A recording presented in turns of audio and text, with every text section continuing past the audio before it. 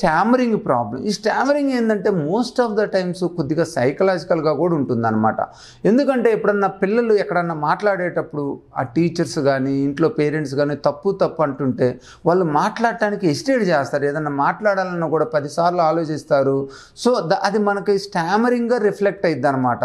So పిల్లల్ని ఎప్పుడైనా కూడా మాట్లాడేటప్పుడు మనం ఎంకరేజ్ చేయాలి. వాళ్ళు తప్పు మాట్లాడుతున్నా కూడా వాటిని కరెక్ట్ చేసుకుంటా వాళ్ళని ఇంకా మాట్లాడేటట్టు చేయాలన్నమాట. సో ఈ సోషల్ సైకలాజికల్ ఫ్యాక్టర్ అనేది పిల్లల్లో చాలా ఇంపార్టెంట్. దాన్ని మనం ఐడెంటిఫై చేసి దాన్ని యూజువల్గా మనం తీసేయగలిగినట్లయితే పిల్లల్లో స్పీచ్ అనేది చాలా బాగుంటుంది. అలానే అనటామికల్ అబ్నార్మాలిటీ చూసినట్లయితే టంగ్ టై అంటాం. అంటే నేలకు బయటికి రాదు పిల్లల్లో. ఆ నేలకి ఫ్లోర్ ఆఫ్ మౌత్కి థిక్ ఫైబ్రస్ బ్యాండ్ ఉంటుంది. దానివల్ల ఆ మూమెంట్స్ అనేవి సరిగా ఉండకపోవటం వలన కొన్ని లెటర్స్ కొన్ని సెంటెన్సులు వాళ్ళు సరిగా మాట్లాడలేరు.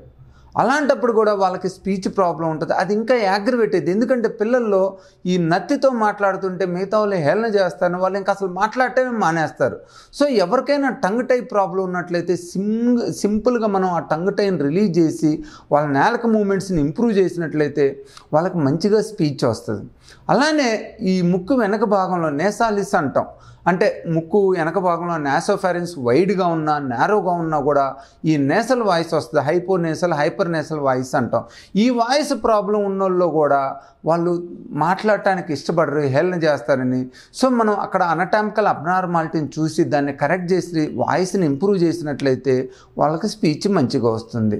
అలానే కొంతమంది పిల్లల్లో బొంగురు గొంతు వస్తుంటుంది. ఇలాంటి బొంగురు గొంతు ఉన్న వాళ్ళు మనం లెరింజియల్ ప్రాబ్లం రూల్ అవుట్ చేయాలి. వోకల్ కార్డ్ పెరాలసిస్ కావచ్చు, ఒక్కోసారి యాంటీగ్లాటిక్ వెబ్ కావచ్చు, కొంతమంది పిల్లల్లో ప్యాపిల్లోమాస్ ఎక్స్ట్రా గ్రోత్స్ కావచ్చు. వీటిని మనం ఐడెంటిఫై చేయాలి.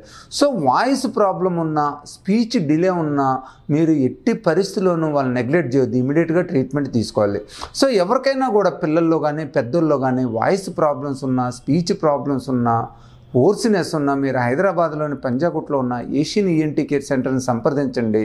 అక్కడ అవసరమైన టెస్టులు చేసుకొని ట్రీట్మెంట్ ఇచ్చి మీకు స్పీచ్ ఇంప్రూవ్ అయ్యేటట్టు చేస్తారు. అలాగే వాయిస్ క్వాలిటీ కూడా ఇంప్రూవ్ అయ్యేటట్టు చేస్తారు.